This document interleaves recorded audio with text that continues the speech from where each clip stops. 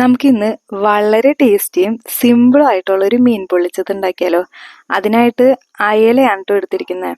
അപ്പം അയലയൊന്ന് തിരുമ്മി വെക്കാനായിട്ട് മുളക് പൊടി, മഞ്ഞൾപ്പൊടി, ഉപ്പ്, പിന്നെ നമ്മുടെ മിയാസിൻ്റെ വെളിച്ചെണ്ണയും കൂടി കൂട്ടി മിക്സ് ചെയ്തിട്ട് നമ്മുടെ അയല മീനിനെ തേച്ച് പിടിപ്പിക്കുകയാണ്. എന്നിട്ട് ഇതൊരു അരമണിക്കൂർ റെസ്റ്റ് ചെയ്യാനായിട്ട് വെക്കാം.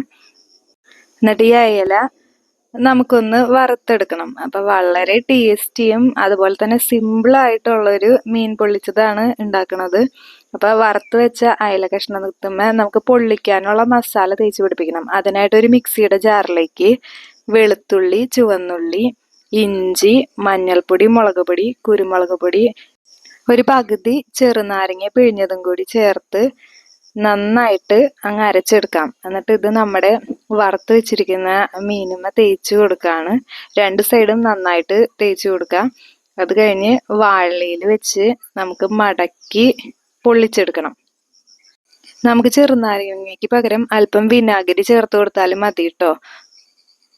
നമ്മൾ സാധാരണ മീൻ പൊള്ളിച്ചത് ഉണ്ടാക്കുമ്പോൾ മസാല ആദ്യം വഴറ്റിയൊക്കെ എടുക്കൂലേ, അതിൻ്റെ ആവശ്യമൊന്നുമില്ല കേട്ടോ. എന്നിട്ട് നമുക്ക് പാൻ അടുപ്പത്ത് വെച്ചിട്ട് ഈ മസാല തേച്ചേക്കുന്ന മീൻ രണ്ട് സൈഡും ഒരു മീഡിയം ഫ്ലെയിമിലിട്ട് തിരിച്ചും മറിച്ചും വേവിച്ചെടുക്കണം.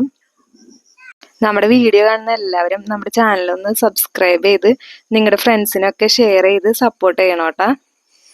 നമ്മുടെ മീൻ പൊള്ളിച്ചത് ഇവിടെ റെഡി ആയിട്ടുണ്ട്. അപ്പം നമുക്കിതൊന്ന് കഴിച്ചു നോക്കാം. അപ്പം നിങ്ങളെല്ലാവരും ഇത് ഉണ്ടാക്കി നോക്കണം. എന്നിട്ട് എങ്ങനെ ഉണ്ടായിരുന്നെന്ന് കമൻറ്റ് ചെയ്യണം കേട്ടോ. അപ്പം വീഡിയോ വാച്ച് ചെയ്യുന്ന എല്ലാവർക്കും താങ്ക്